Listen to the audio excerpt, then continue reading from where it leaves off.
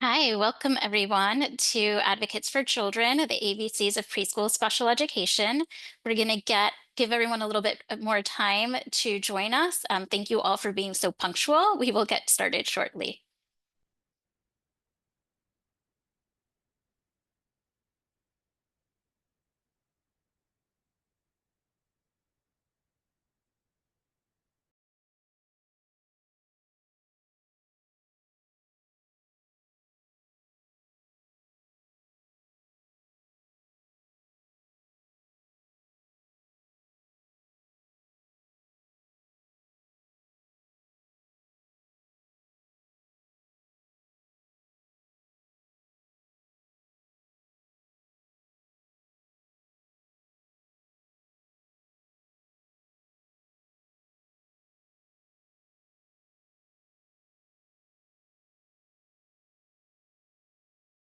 Okay, we have a few more people who have joined us, so thank you all for being so punctual. As I said, today we'll be discussing the ABCs of preschool special education. These are supports and services available to young children with developmental delays or disabilities in the ages of 3 to 5. While we wait for more people to join us, we're going to launch a couple of polls just to know who's in the audience. So please respond to the polls or put your answers in the chat.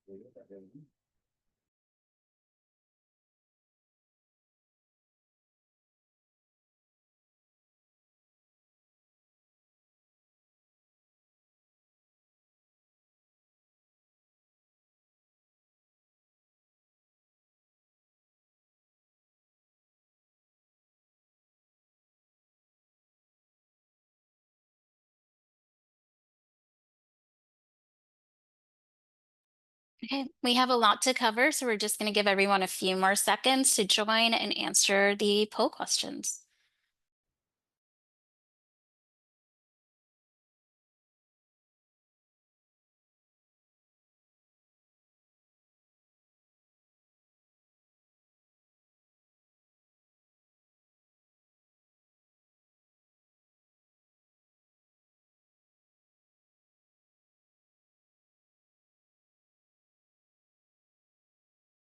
Okay, thanks for everyone who responded. It looks like we have a good combination of both parents and professionals. We're going to ask a little bit more detail about yourselves, especially for the parents. If you have a child with an IEP, if you can let us know a little bit more about your child's classification. If your child does not have an IEP or you don't know what an IEP is, that is okay. That is something we will be discussing today and pretty much in a good amount of detail.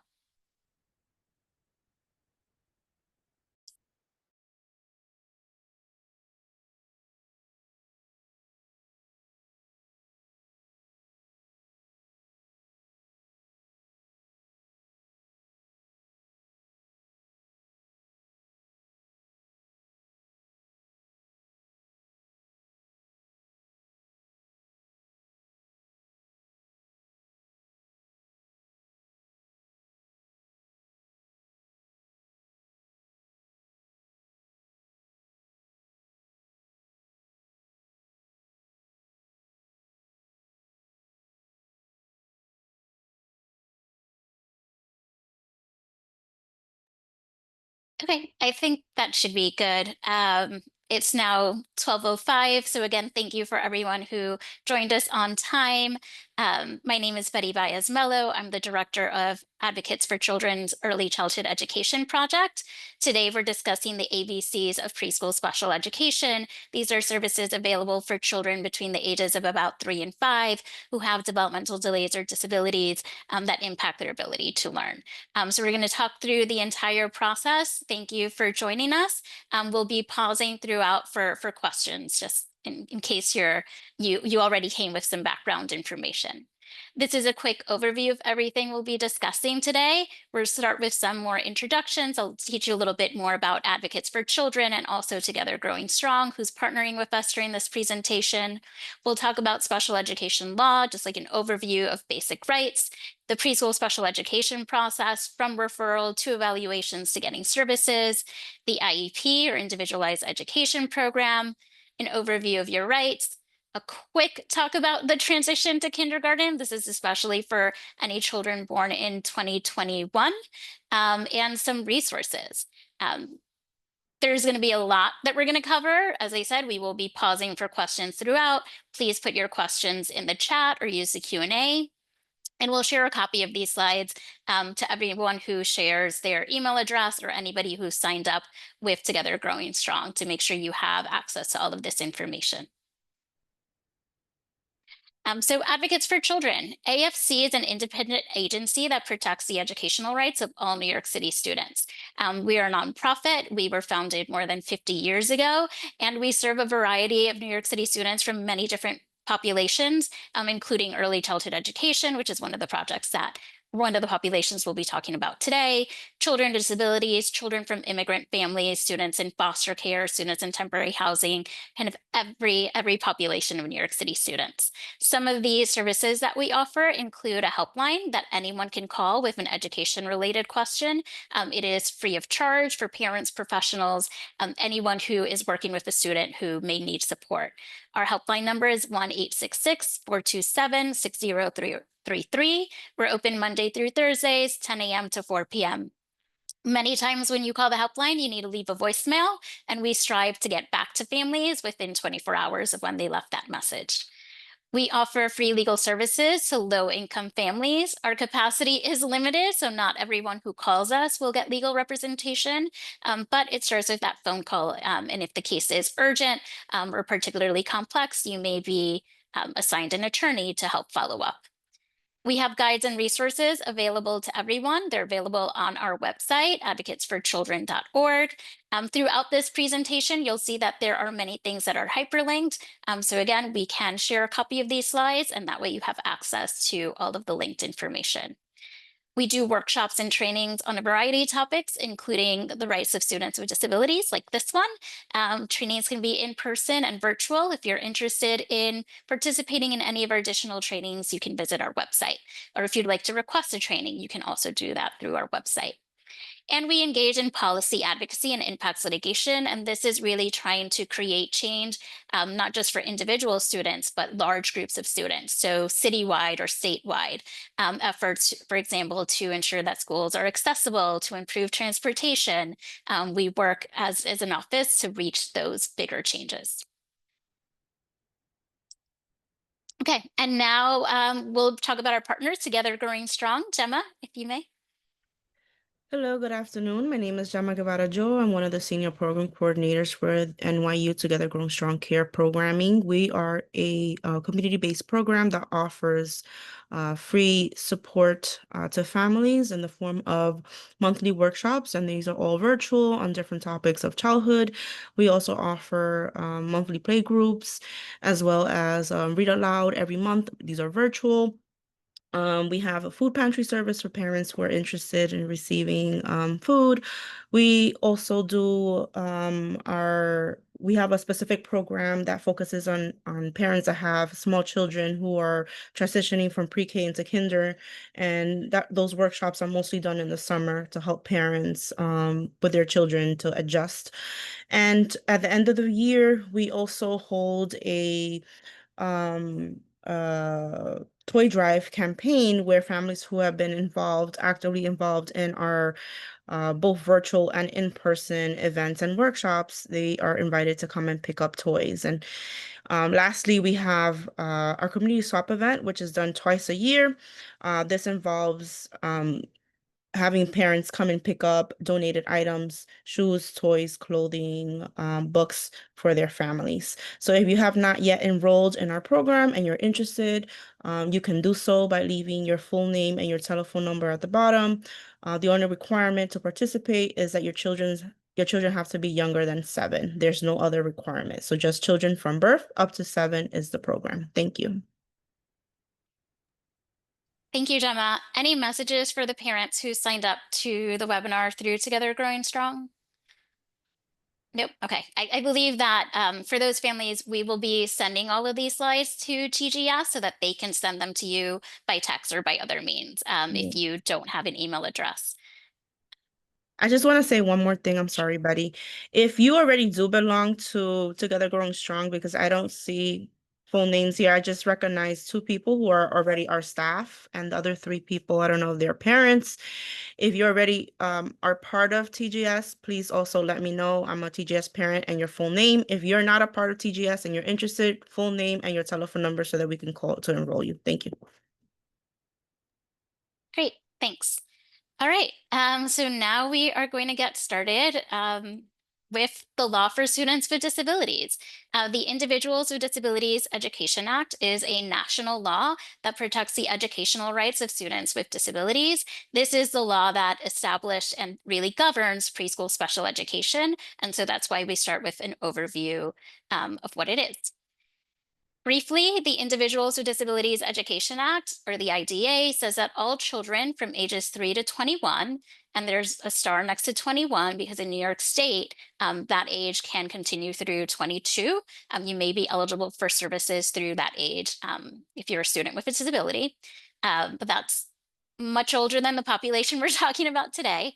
So the IDA says all children between the ages of 3 to 21 with a disability have a right to a free, appropriate public education. Sometimes this is referred to as FAPE in the least restrictive environment, and that is sometimes referred to as LRE. And so this is just, I summarize basically all these rights in one sentence, but each of these words has a lot of meaning and can be interpreted pretty differently by different people. And so one of those primary words is appropriate, right? As parents, as advocates, everyone wants what's best for the child. The law doesn't entitle you to the best. The law entitles you to an education or your child to an education that'll allow them to make meaningful progress in light of their abilities, in light of their circumstances. So when we talk about a free and appropriate public education, I think many of you understand all of these other words. It is an education that allows the child to make meaningful progress based on their abilities and based on their circumstances. The circumstances does not mean where they're located, right? What school they attend, what the district has available for them. It's the child, it's based on evaluation results for the child. It's based on their potential for growth. And so they have the right to this education in what's called the least restrictive environment. Least restrictive focuses on the setting. For that, we want children, to the extent possible, children with disabilities to learn alongside children without disabilities. So in an inclusive setting. And that will look different for each child, right? All of these, when we talk about what's appropriate and when we talk about least restrictive, it's all individual child focused. So for some children, least restrictive may be that they can participate in a general education classroom with students without disabilities, where they receive some services pushed in or pushed out. So they may be in a general education 3K classroom, for example, and receive speech therapy a couple of times a week or counseling services. For other children, they may require more structure and more significant support. And so for some children, a least restrictive environment may be a standalone special education classroom with a special education teacher that's limited to just 6 students. And 2 teaching assistants. So that really depends on what's recommended, and what's least restrictive depends on the individual child. And for both of these, I really just want to emphasize that both the free and appropriate public education and the least restrictive environment is child specific and depending on that child's abilities, on the child's needs and their circumstances. This is, like I said, it's you can say it in a sentence, but it is something that can be really complex. So if you have any questions, please make sure you're putting them in the chat, and we will be pausing to go over those. Preschool special education in New York is run by the Department of Education. As I mentioned before, these are services for children roughly between the ages of 3 and 5. 5 really means when the child is entering kindergarten. Within the Department of Education, there are 11 regional committees on special education offices. These are offices located across New York City that serves children in specific school districts. And so one step is to look up your school district, then you will know which CSC office or which regional office is meant to serve you. Within each committee on special education, there is a committee on preschool special education. This is the primary office for everything related to preschool special education. So this is the office that should oversee the referral process, support with evaluations, the office that should hold an IEP meeting for your child, and the office responsible for ensuring that the services and programs recommended on the IEP are provided to your child. Each CPSC office has CPSC administrators. Your CPSC administrator is that individual point person who is going to be supporting you throughout this process. So this is just an overview of what kind of the structure looks like. And again, it is based on where the child lives. So when can services begin? When does a child become eligible potentially for preschool special education services? We know that it's around age 3, but the exact moment really depends on when the child was born. A child is eligible for preschool special education as early as January 2nd if their birthday is between January 1st and June 30th. They're also eligible for preschool special education services on July 1st if they were born between July 1st and December 31st. So I really want to highlight this so you can see that some children are potentially eligible for preschool special education services much earlier than their 3rd birthday. A child can start preschool special education in January, even if their birthday was in June. So that child could be 2.5 years old when they start receiving preschool special education services. The other reason that these start dates are important is you can make a referral and request preschool special education services before your child is age eligible so that you can complete that referral and evaluation process before your child can start the program. Um, we generally recommend that you make a referral anywhere from 90 to 120 days before your child is age eligible. So what does this mean? For children who are eligible starting January 2nd, you may want to make that referral, request the evaluation by October 1st. For children born in for children eligible on July 1st, which again could include children born in December, we recommend you make a referral around April 1st. That gives you enough time to go through the process that we'll discuss today to refer and have your child evaluated, have a meeting so that they can start receiving the services as soon as they're eligible. Okay, now we're gonna pause for some trivia. Families have to wait until their child starts 3K to request preschool special education services. True or false? And you can answer in the poll or you can answer in the chat.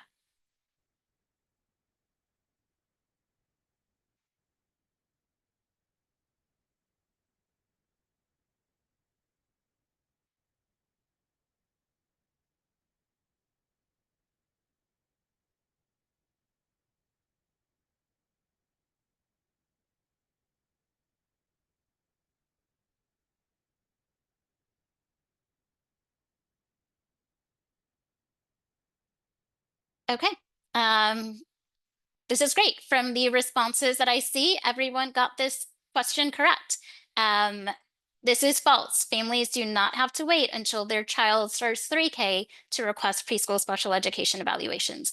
You can request the evaluations up to anywhere from 90 to 120 days before your child is age eligible.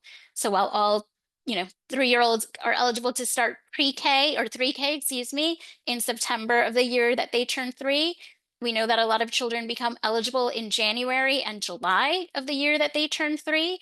So there's no need to wait until your child starts 3K. You don't need them to be enrolled in a daycare or preschool program in order to request preschool special education services.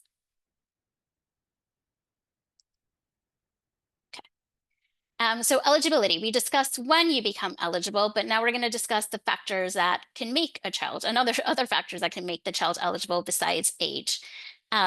One primary form of eligibility is that the child has a delay in one or more areas of development that impact the child's ability to learn. So if it's a delay in one area, it needs to be a 12-month or 33% delay in that one area, which is a pretty significant delay. Or if the child is demonstrating delays in multiple areas, it would be a 25% delay in two or more of these areas. And again, these delays need to impact the child's ability to learn. When we talk about the areas of development, which we've listed here, it includes cognitive. That's how a child thinks, they learn, they interact with their environment. Communication, understanding and using language, both so understanding, comprehension, but also expression, how they are communicating or if they're verbalizing information to others. Physical motor, that includes vision, hearing, walking, their movements. Social emotional, is a child getting along with their peers? How are they expressing their feelings? Can they identify feelings? And adaptive self-help. So skills related to their independence or, toileting, feeding themselves, using buttons, brushing their teeth, those type of skills. Um, and it's a delay in any of these 5 areas of development that impact their ability to learn. When we talk about children this young, generally that it's easy to relate how a delay, especially like in cognitive and communication, is impacting their ability to learn. So that is something that's discussed, but it generally is not an additional barrier to eligibility. Okay. The other way a child may be eligible for preschool special education services is if they have a disability that affects their educational performance. So this would be a more formal diagnosis, not necessarily a delay in one of the areas of development. Some of these diagnosed conditions or disabilities include autism, deafness, deafblindness, hearing impairment, orthopedic impairment, other health impairment. This could be, for example, ADHD, traumatic brain injury, or a visual impairment. If a child has any of these diagnoses, then they are also eligible for preschool special education services. So many children, as I went through the eligibility factors, you may see that a lot of them are very similar to early intervention. Early intervention offers developmental services for children from birth to age 3. So many children who are in early intervention may also be eligible for preschool special education. So I just want to take this moment to talk a little bit about the transition from early intervention to preschool special education. Children who are in early intervention may be able to extend the amount of time that they're in early intervention and delay when they will enter preschool special education to prevent, for example, a gap in services. In order to do that, they need to have the parent needs to refer the child to preschool special education, have preschool special education evaluations complete, be found eligible for preschool special education, and have an individualized education program developed. If all of that happens by the child's 3rd birthday, then families have the option of either extending the child's time in early intervention or transitioning right away to preschool special education. And I'm going to talk a little bit more about those timelines now. But, just keep in mind that again, the referral evaluation and eligibility process can take several months. So it is important to make that referral well before a child's 3rd birthday to have all of these steps completed by their time they're 3. Okay. So the transition dates. If eligible, a family can extend early intervention services either through August 31st or December 31st, depending on when their child turns 3. Families have until August 31st if a child turns 3 from January 1st through August 31st. So again, here too, for children born in January 1st, potentially the family can get early intervention for an additional 7 months after their child or 8 months after their child's 3rd birthday. Children born from September 1st through December 31st could extend early intervention if all of those steps are completed until December 31st. So again, here it allows children to be in the program potentially for an extra couple of months. And again, many families choose this option. Either their child is making great progress with early intervention and they just want to prolong the time they have with those service providers, or it's really to ensure that there is no gap in services. So making sure that preschool special education has all those services in place when the child is ready to transition. And as you can see, this The August 31st deadline aligns pretty well with the school year calendar. So if a child will be starting 3K in September, and the family has the option, they may want to extend early intervention until their child starts attending school, or 3K, and receives preschool special education services there. Okay, so now we have, that was a lot that I just covered. So now we're going to do a little bit of trivia just to see if you've been able to absorb some of this information. So Dylan turns 3 on February 21st. If he's found eligible for preschool special education, how early can Dylan start preschool special education services? January 2nd, February 21st, February 22nd, or July 1st? And again, please either respond to the poll or in the chat.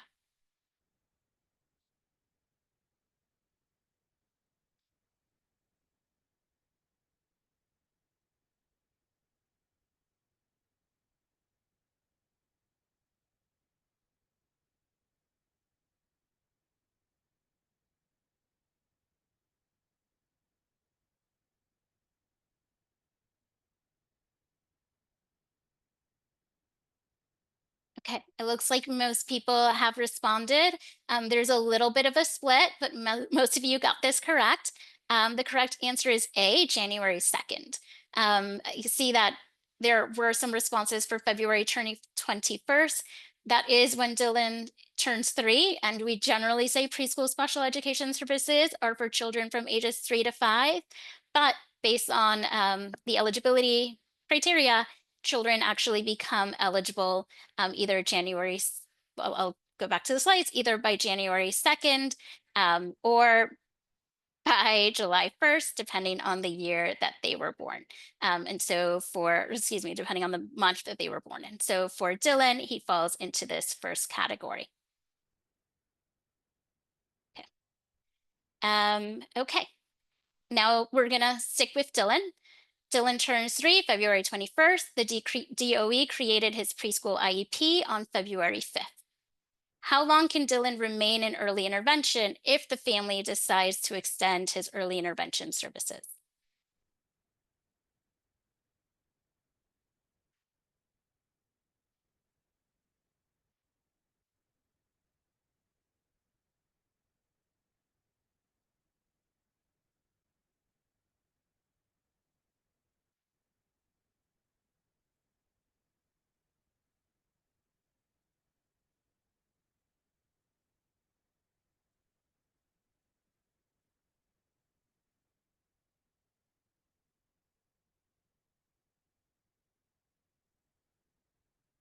Okay, everyone who's answered has answered correctly. The correct answer is C, August 31st.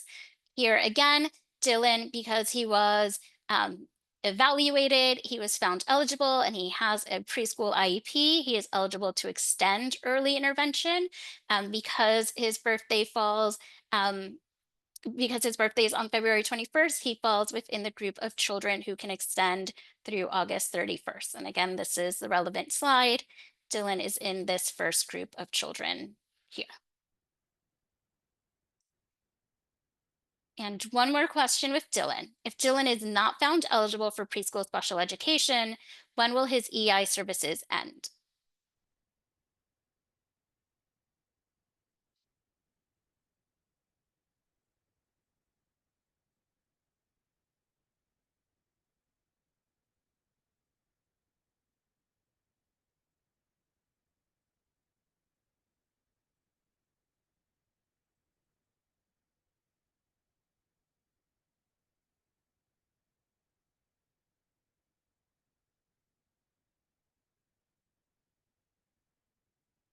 Okay, this one also seems to be splitting people up. The correct answer is A, February 20th. If Dylan is not found eligible for preschool special education, then he is not eligible to extend early intervention, which means his services will end on his 3rd birthday. So the last day he'll receive early intervention services is February 20th. By February 21st, he is no longer eligible for services because he wasn't found eligible for preschool special education. So again, this is just to highlight how important that transition timeline is. it doesn't have to be that if Dylan wasn't found eligible, if Dylan doesn't have an IEP yet, if the evaluations haven't been completed yet, then his services will also end on February 20th. It's not just that it's not just for children who went through the process and weren't found eligible. Please, if you have any questions, put them in the chat. We are gonna check now to see if any questions have come through.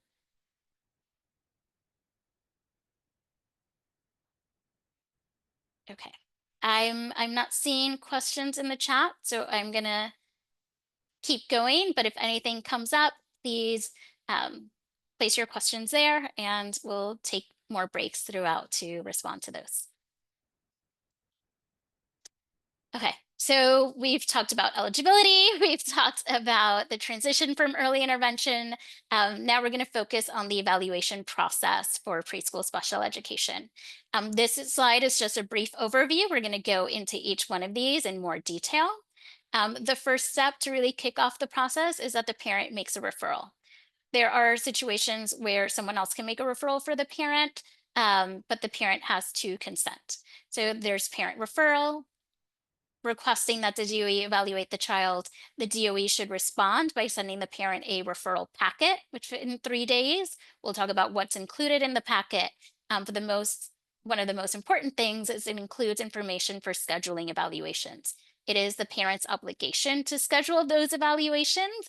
This is different from early intervention, where there's a service coordinator assisting the parent through this process. It's up to the parent to schedule those evaluations. On the first day of those evaluations, the parent should sign the consent agreeing to evaluations. That date sets, protects a lot of legal rights that are to, a lot of legal rights attached to that date when the parent signs consent. So it is really important to make sure one, that you sign the consent form, but that you keep track of when that date was. After evaluations are completed, the DOE should hold an IEP meeting. We'll go into detail about what's included in the IEP and what can be recommended. After the IEP meeting, services should be provided to the student. As I said, this was like the brief overview. We're going to go into each one of these in more detail now. So the first step is the referral. A family should refer their child or request preschool special education services from their CPSC. To find your CPSC, you first need to find the home district. This magnifying glass is a link to help you to a website where you can enter your address and find which school district you reside in. Once you have your district, you can find your CPSC region, and this envelope has the link to where you can get that information. So once you know your district and your CPSC, you write a referral letter.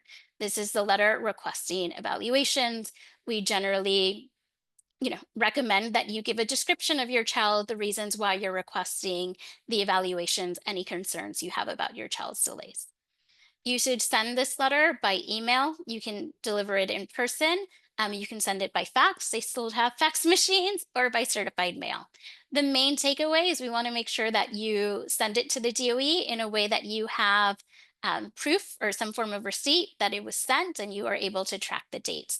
So email is probably the most convenient form for anyone. If you are going in person, you can get the referral packet that same day. You can leave the office with that packet. If you don't, recommend that you get a copy of your letter signed and dated by somebody in the office acknowledging that you made the request.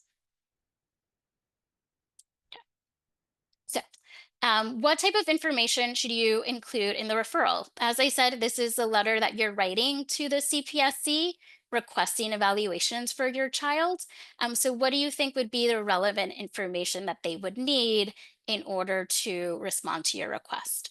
And here you can answer in the poll, or you can put your answers in the chat. It might be easier to read in the chat.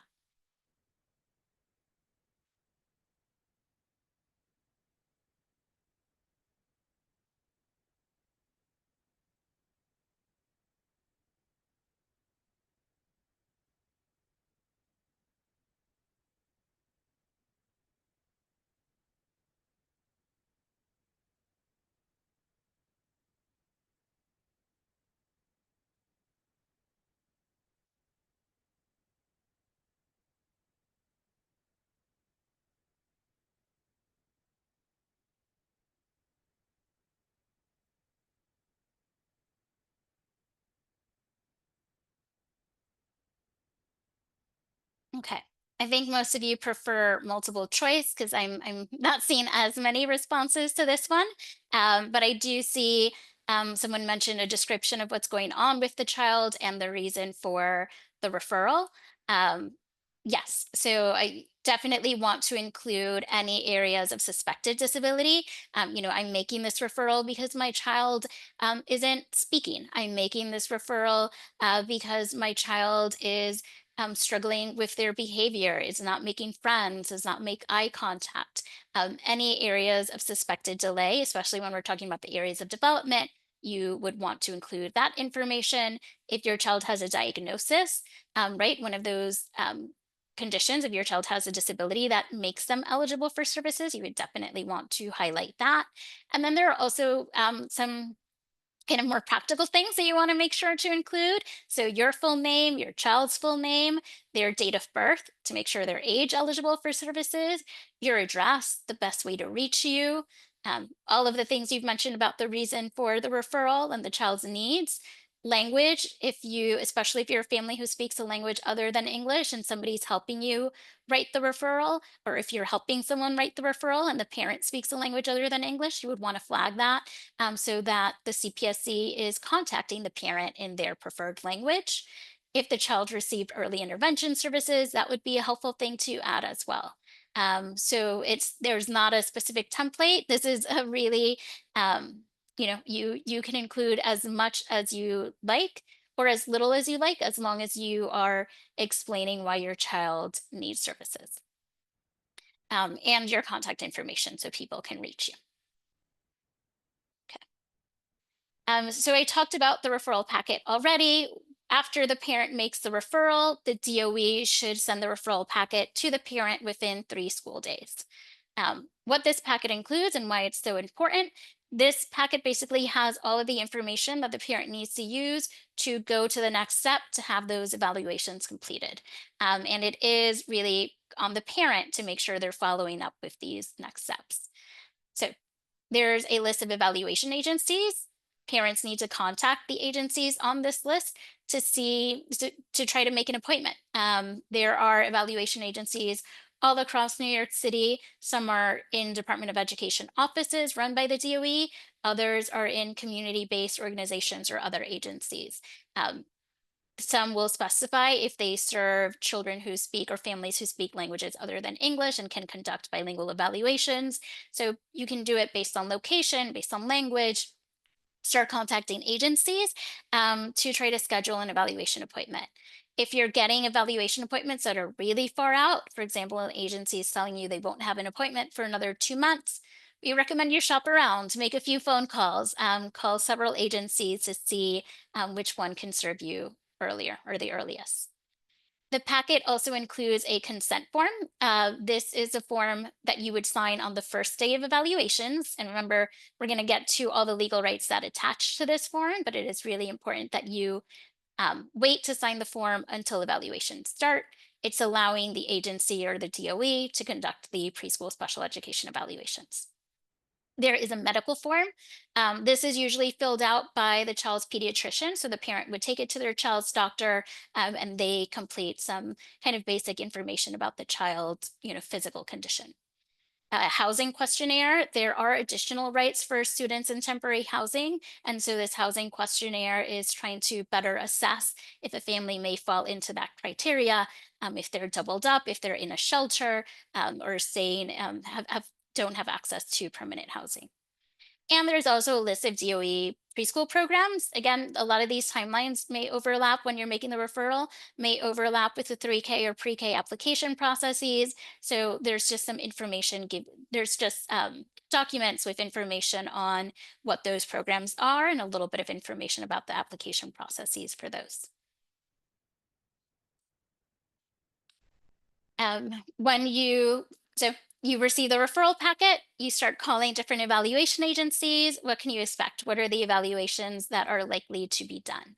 Um, One is a physical, although for most this is accomplished by the parent completing the medical form or having the pediatrician complete the medical form. There should be a social history. This is an interview between the evaluation agency and the parent that goes over, including through the parent or the mother's pregnancy to the extent you are able to give that information, if there were any abnormalities, anything that happened during pregnancy, and then any like the history of milestones for the child. So may ask you questions about when the child started walking, if they can, if they're speaking, when they uttered their first words, just an overview of the child's development up until now. There should be a psychological evaluation as well. This is to assess the child's abilities, their cognitive abilities, their communication abilities, and how they're learning. There's an observation. If the child's already in a preschool, it should be a classroom observation or observing the child somewhere that's their natural environment, to see how the child is responding. And so if the child's in daycare, they should go to the daycare. If the child is with you at home, can do a home observation. Sometimes you may be required to take your child to an agency to complete the assessment. So there should be a separate time allotted as well for the observation. There may be some specific evaluations depending on if you highlighted these as areas of delay, or if the psychological evaluation or social history highlighted these as potential areas of delay. Evaluations for speech to assess your child's communication, for occupational therapy and physical therapy, in case these services also need to be recommended. Then there are also just other evaluations. We can't list them all here, but for example, can include an evaluation for assistive technology, if the child needs a device to help them learn. For many children, it may be a communication device, like a tablet, to help them. If they're not verbal, to help them express themselves. It could, if a child has challenging behaviors, it could be an observation of the child's behavior to see if they need additional behavioral supports. Now, so some important timelines, as I said, when the parent signs that consent, that triggers some key dates. And this is it. An IEP meeting must occur within 60 calendar days of when the parent signs the consent form. And services must start within 60 school days of when the parent signs the consent form. Okay. When we talk calendar days, straight, you can count every single day. When we talk school days, you do not count weekends, you do not count holidays. So generally, an IEP meeting must occur within 2 months of when the parent signed consent. And generally speaking, services should start no later than 3 months from when the parent signed consent. And we're going to do a little bit of trivia to see if that's sinking in. The parent signs consent on October 15th on the first day of evaluations. The IEP meeting should be held by which date? More or less.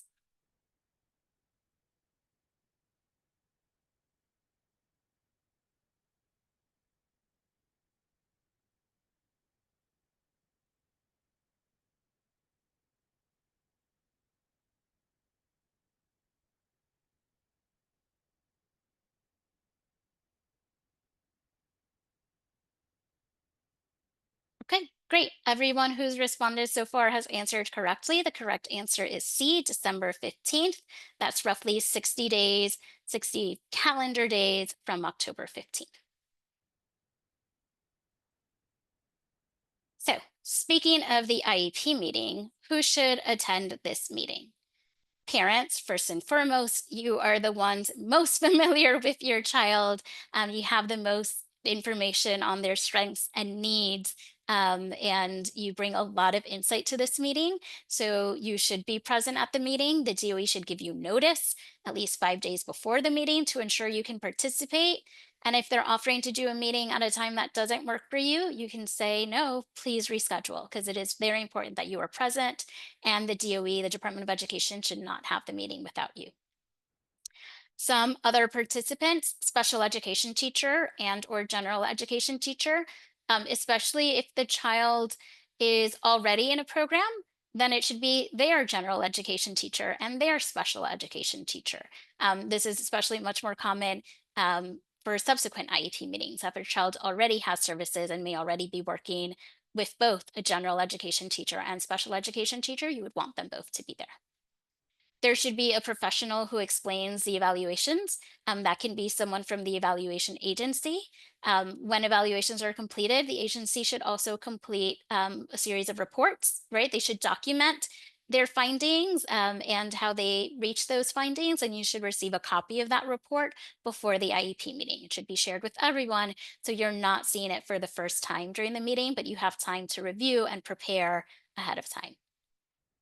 There should be the CPSC administrator, who's also considered the district representative.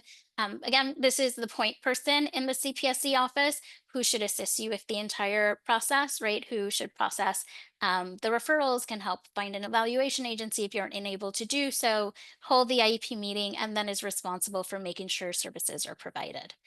There are also sometimes community coordinators in CPSC offices that can help with some of these roles, but the administrator should be at the IEP meeting.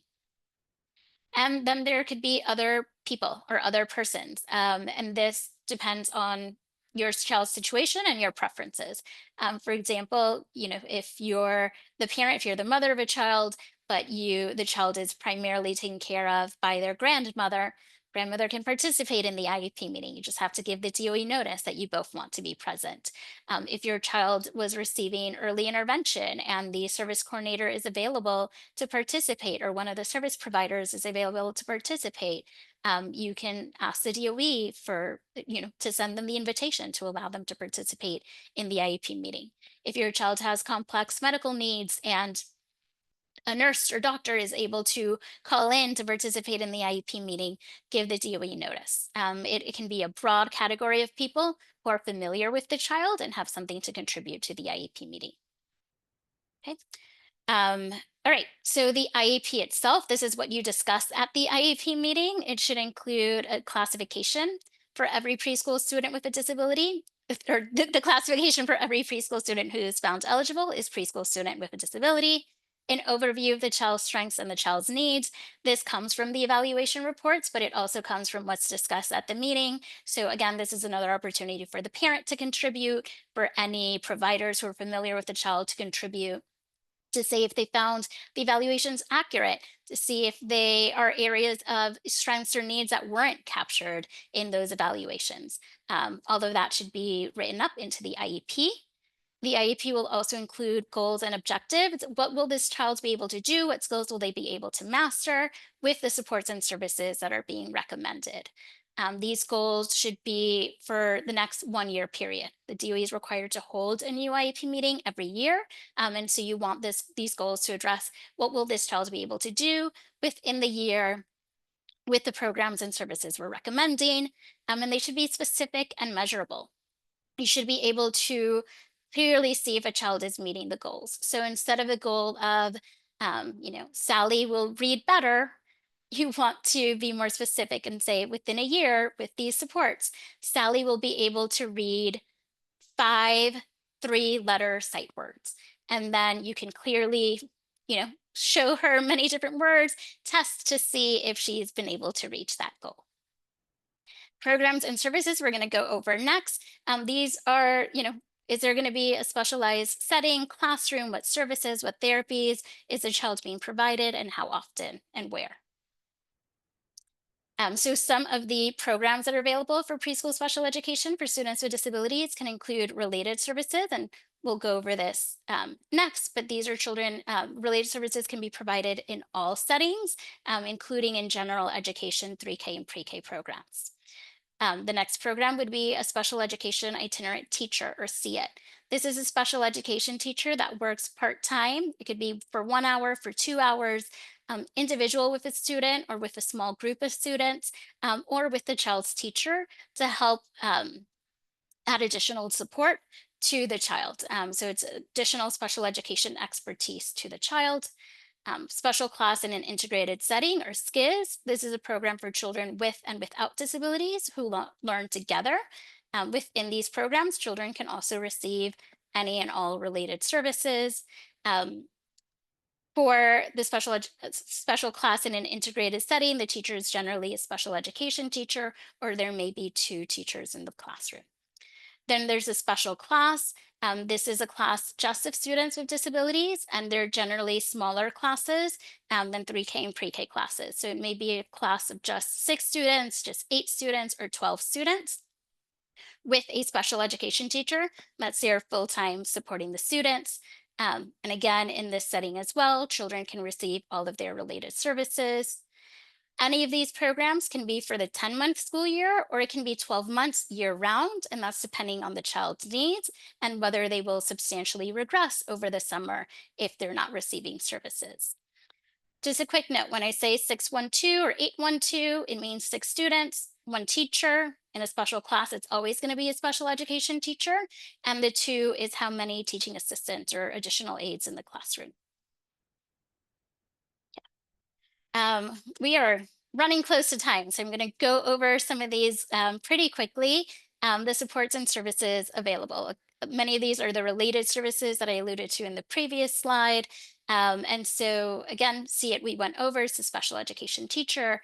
Um, the main services that we see recommended are occupational therapy, physical therapy, and speech therapy, OTPT speech, often called.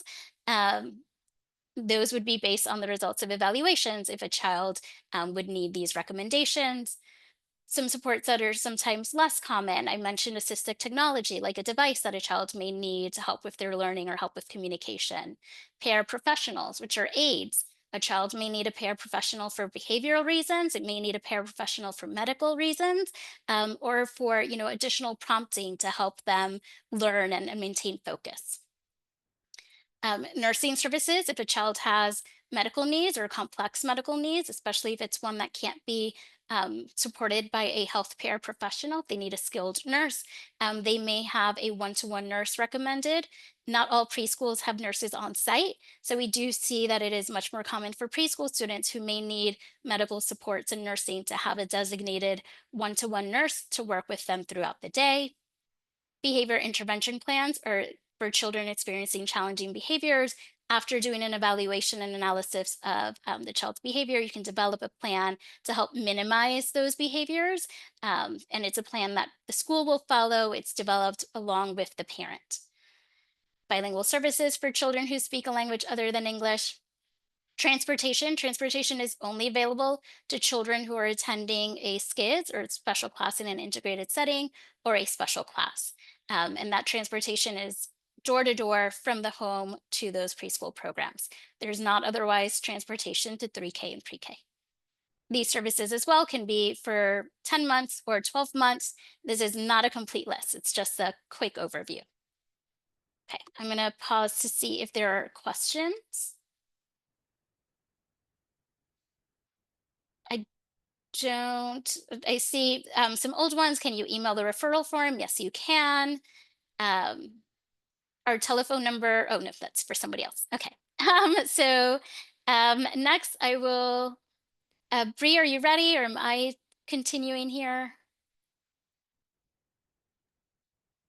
Yep, I can jump in for the Okay, great. last few minutes. Hi, everyone. My name is Bree Melvin. I am the advocate on the Early Childhood Education Project. And again, mindful of the time, so I will try to get through this as quickly as possible, but still fairly with some clarity. So, as Betty has already been talking about the IEP, this is a visual example or sample of the IEP for those of you who may not have seen one before. And if you have, then this is just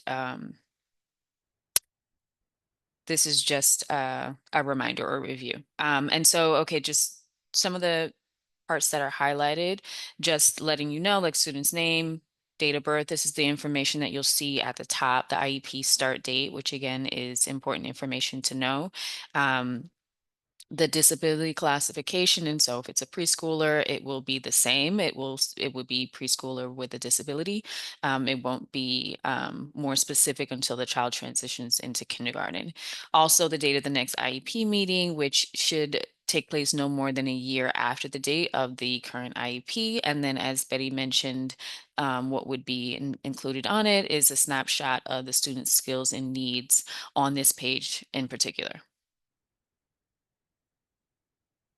Okay, and so on this next page, will be included the management needs, special factors, student needs relation to special factors, the different behavior supports that'll be on here, language supports if the child needs assistive technology and has been evaluated for that, that will be indicated on this part of the IEP as well.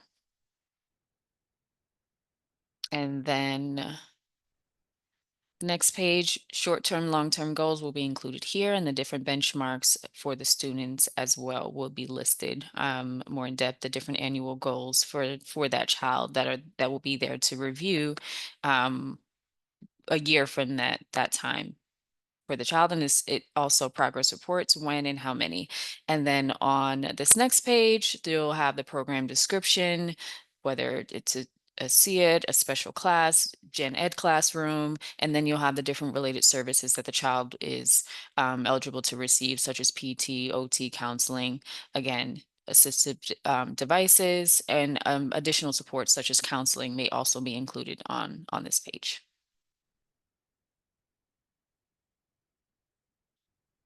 So step 4, starting the IEP services. As Betty mentioned, the CPSE administrator should set up all of these services on the child's IEP, and the services must start as soon as possible after the IEP meeting and no later than 60 school days after the parent signs the consent.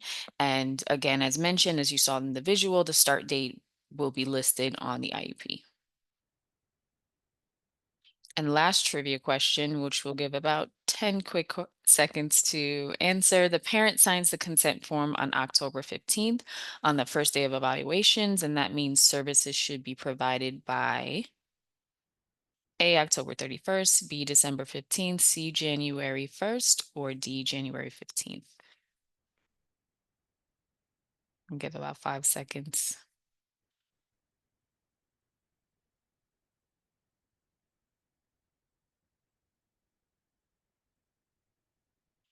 Okay, thank you for answering as quickly as possible. So the correct answer is January 15th. And so 60 school days from October 15th is approximately January 15th.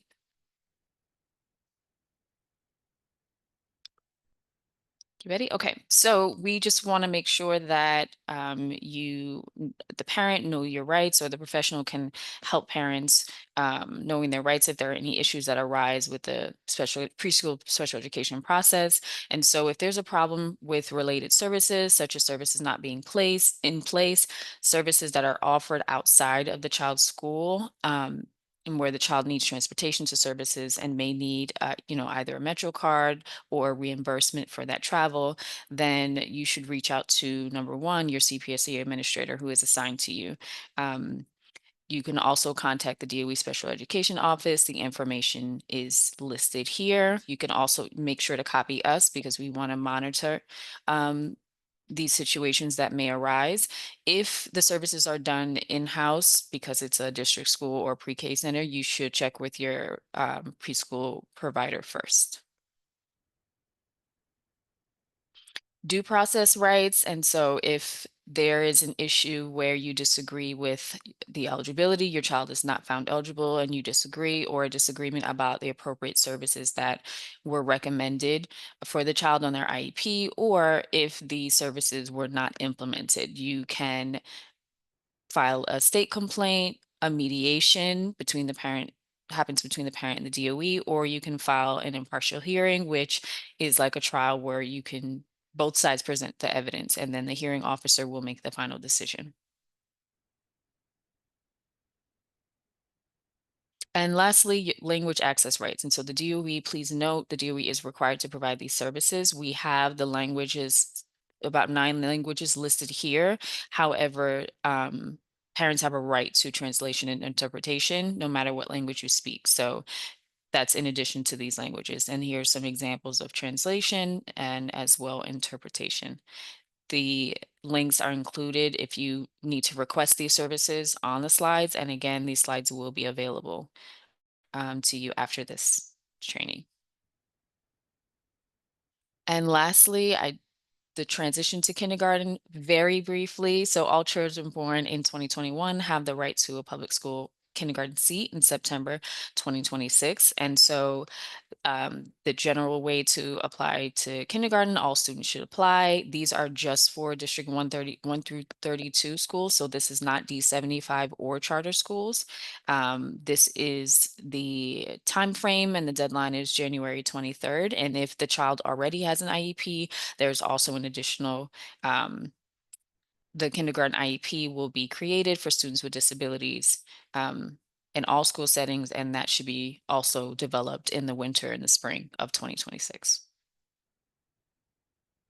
Lastly, AFC resources, which are included on our website. Visit our website. These are some examples of the resources that are there for you. DOE contacts from early intervention all the way through pre-K, 3K, and then also the transition to kindergarten. These are the different contacts you should reach out to if you need support.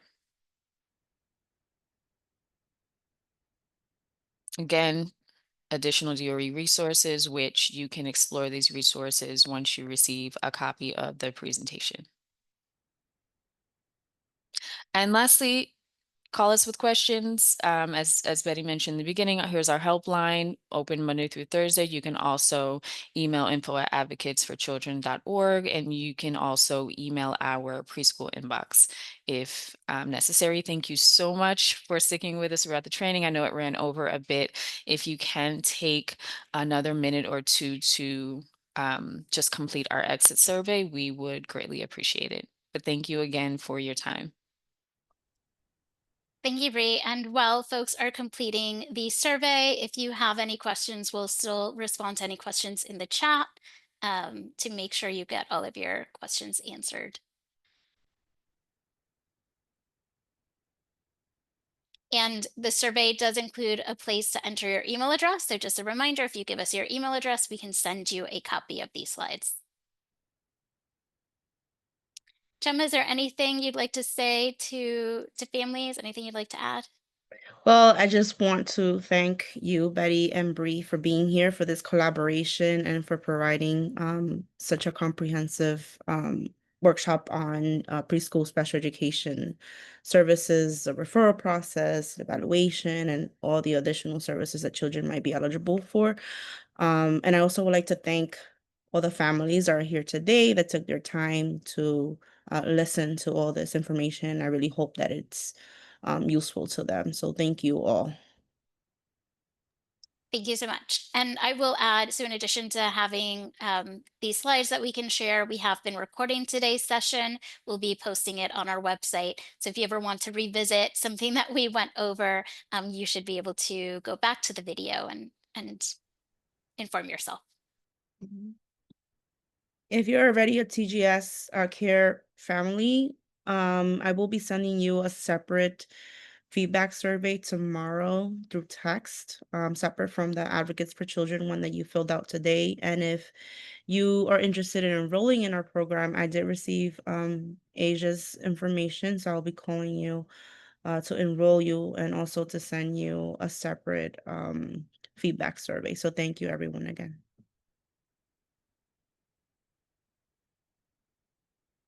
I see that there's a question of whether a teacher can send an email on behalf of the parent. I think you mean like, can a teacher make a referral on behalf of the parent? Yes, the teachers are able to make referrals. We do recommend that if you're working closely with a teacher, though, if you sign the referral letter, if you're copied on that email, so that the teacher can establish that they've already discussed it with you, that you've already consented, that does streamline the process a little bit more. But they're definitely a great resource to have, and it's great if you're already having those communications with the teacher.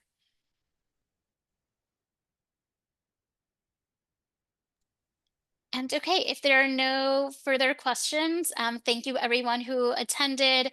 We are repeating this training tomorrow in Spanish and the next day in Mandarin.